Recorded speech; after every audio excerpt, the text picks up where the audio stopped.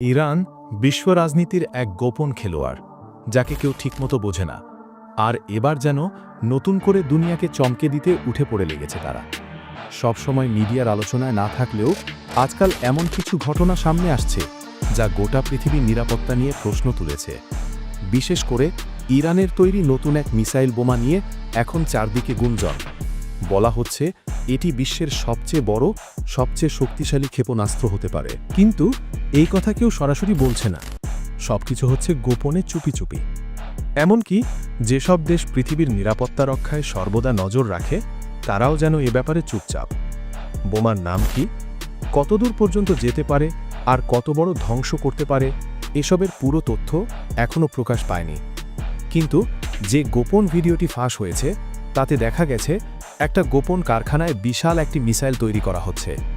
বোমার দৈর্ঘ্য এবং গঠন দেখে বোঝা যায় এটি সাধারণ কোনো ক্ষেপণাস্ত্র নয়। এর ওজন, ইঞ্জিন ক্ষমতা, জ্বালানির ধরন সবকিছু এমনভাবে তৈরি করা যে এটি একবার আকাশে উঠলে কয়েক হাজার কিলোমিটার দূরের যে কোনো দেশে গিয়ে আঘাত করতে পারবে।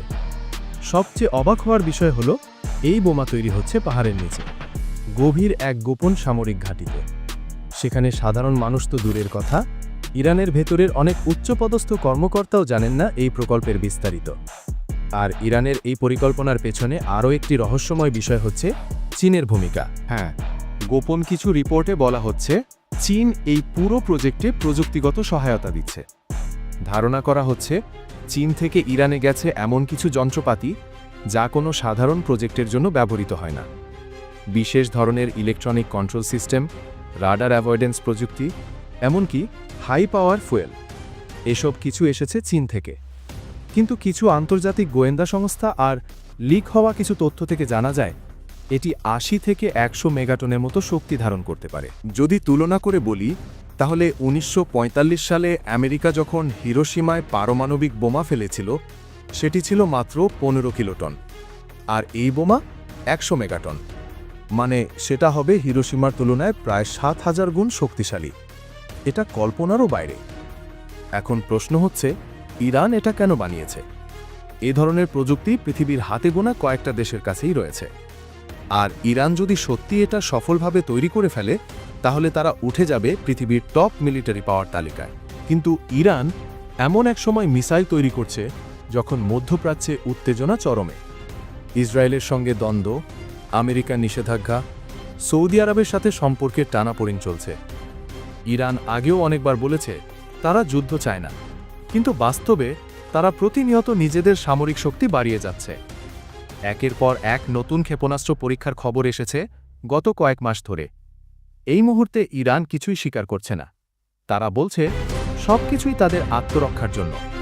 কিন্তু প্রশ্ন হচ্ছে, আত্মরক্ষার জন্য কেন এত গোপনীয়তা? কেন পাহাড়ের নিচে তৈরি হচ্ছে মিসাইল? কেন এমন সব প্রযুক্তি ব্যবহার করা হচ্ছে যা বিশ্বের বড় বড় দেশ চিন্তাও করতে পারে না? চীনের এই নীরব সমর্থনও খুব স্পষ্টভাবে বলছে আন্তর্জাতিক রাজনীতিতে এক নতুন ব্লক তৈরি হচ্ছে। পশ্চিমারা যতই চুপ থাকুক, পূর্বাঞ্চলের দেশগুলো নিজেদের মধ্যে একে অপরের প্রতি আস্থা রেখে এগোচ্ছে। চীনের মতো শক্তিশালী রাষ্ট্র যদি ইরানকে এমন প্রযুক্তি সরবরাহ করে, তাহলে সেটা শুধু সাহায্য নয়, বরং এক ধরনের রাজনৈতিক বার্তাও। তবে সবকিছুর মাঝেও একটা কথা মনে রাখা দরকার, ইরান এখনও এই বোমা বা মিসাইলের কথা প্রকাশ্যে স্বীকার করেনি। হয়তো আরও ভিডিও ফাঁস হবে, হয়তো কেউ মুখ খুলবে, অথবা হয়তো হঠাৎ করেই আমরা সবাই জানব।